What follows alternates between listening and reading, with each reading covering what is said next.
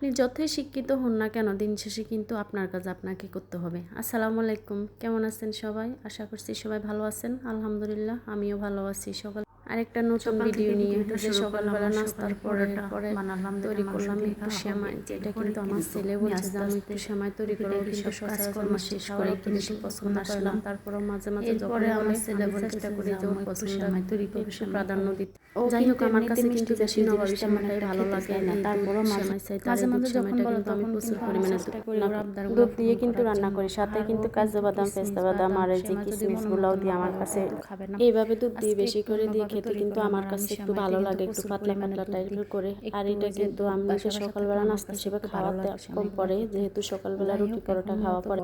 এইখানে দেখতেছেন এখানে আমার ছেলে কিন্তু আমাদের পেয়ারা গাছ থেকে কিন্তু খাইতেছে, আর ওর কাছে কিন্তু ও বলে যে আম্মু এগুলো কিন্তু আমি একাই খাবো, কেউ যাতে এখান থেকে না খায়।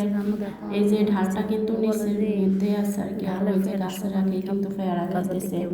আর এই পেয়ারাটা মাশাআল্লাহ অনেক মজা। আমাদের গাছে দুইটা পেয়ারা গাছ, কিন্তু আলহামদুলিল্লাহ অনেক পেয়ারা আসছে। আসলে ফরমালিন মুক্ত নিজের বাড়ির জিনিসের মজাই কিন্তু আলাদা। এই গাছগুলো কিন্তু জ্বরে একবার পড়ে গেছে, আর ওইভাবে কিন্তু এই যে নেড়ে আছে যেটা, ওইভাবে কিন্তু অনেক পেয়ারা ধরছে। আর এই পেয়ারা গাছটা আমাদের ঘরের সামনে। আমাদের বাড়িতে যতজনে আসে না কেন পেয়ারার সিজনে কিন্তু আমাদের এই পেয়ারাগুলো দেখা গেছে অনেকেই পছন্দ করে, নিজ হাতে কিন্তু এই পেয়ারাগুলো খেতে পছন্দ করে। আর দেখেন এখন তো বিকেলবেলা আমি একটু হাঁটতেছি আমাদের বাড়ির পিছনের বাড়িটায়, আর আমাদের এই যে পুকুর দেখতেছেন ওইটা ওইদিকে হলো পিছনের পাশ। অনেক দিন পর আমি এদিকে যাইতেছি। এদিকে মূলত আমার তেমন যাওয়া হয় না, যেহেতু আমার ছোট একটা বেবি আছে, আমি আসলে কমে বাইরে হই। আর এদিকে কিন্তু মূলত এখন যেহেতু বর্ষাকাল, বৃষ্টির মৌসুম, তারপরে এই যে পাইপ দিয়ে ওই যে ধান রোপণ করার জন্য খেতগুলোতে পানি দেওয়া হইতেছে। এখনও ওই পরিমাণে বৃষ্টি অ্যাভেলেবেল হইতেছে না। এটা কিন্তু আরও কয়েকদিন আগের ভিডিও, আমি কিন্তু ভয়েস দিতে পারলাম না, এই কারণে ভিডিও দেরি হইতেছে। যাই হোক, আসলে ছোটো বাচ্চা নিয়ে ব্যস্ততায় আছি, যেহেতু আমার বাচ্চাগুলো অসুস্থ। আর অসুস্থ হলে বাচ্চাদের একমাত্র মারাই জানে যে কতটা কষ্ট হয়। এই যে দেখেন প্রকৃতির কি লীলাভূমি, মাশাআল্লাহ কি সুন্দর। অনেক দিন পর আসলাম আমি এদিকে, আর এসে কিন্তু সবসময় রাজহাঁসগুলো দেখতে পাই। যতদিনই আসি কিন্তু আমি রাজহাঁসগুলো দেখি। এগুলো মূলত আমার মনে হয় জ্যাঠাদের আর কি, ওই যে ফসল খাইতেছে। আর ওই দিকে দেখেন মনে হয় যে বৃষ্টি আসবে, আকাশের অবস্থা মেঘাচ্ছন্ন নিয়ে আসে। আর আমি তো ভাই একটু ভিডিও করে নিবই এই অবস্থাতে। এই অবস্থা আমার খুবই পছন্দ লাগে, বৃষ্টির আগ মুহূর্ত আর কি। এই পাশটা হলো মূলত আমার বাবার বাড়ির পিছনের পাশটা আর কি, যেটাতে যে দেখেন এইদিকে আমাদের জমিও আছে।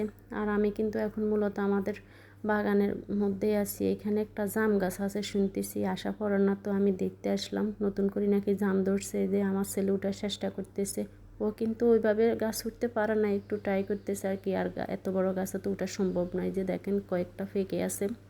আমি বারবার নিষেধ করতেছি ওকে যে গাছে না ওঠানোর জন্য, আমি ভয় পাই, কারণ ও ছোটো মানুষ, গাছে তো উঠতে পারে না, না জানি পড়ে যায় আর কি। ওর কিন্তু এই জামগুলো অনেক পছন্দ। আমি সবসময় চেষ্টা করি ওকে সিজনাল যে ফলগুলো আছে ওইগুলো কিন্তু খাওয়ার জন্য। আর ওর কিন্তু জাম অনেক পছন্দ, ও আপেল আঙ্গুরের চাইতে কিন্তু এই জামটা বেশি পছন্দ করে। আর আমিও করি, কেন জানি না আমার কাছে এটা অনেক ভালো লাগে। আর এই যে দেখেন কীরকম অন্ধকার হয়ে আসতেছে, আর আমিও দেখতেছি কি সুন্দর রূপ ধারণ করে আছে প্রকৃতি। আর এদিকে আমার ছেলেকে বলতেছে আপু তাড়াতাড়ি নামো, আমরা চলে যাইতেছি বাড়ির দিকে। এরপরে যে দেখেন একটু পরেই কিন্তু বৃষ্টি শুরু হয়ে যাইতেছে।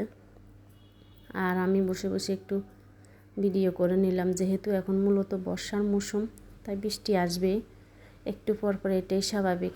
আর বৃষ্টির ফোঁটাগুলো গাছের উপর পড়তেছে, কি সুন্দর লাগতেছে বলার বাহিরে।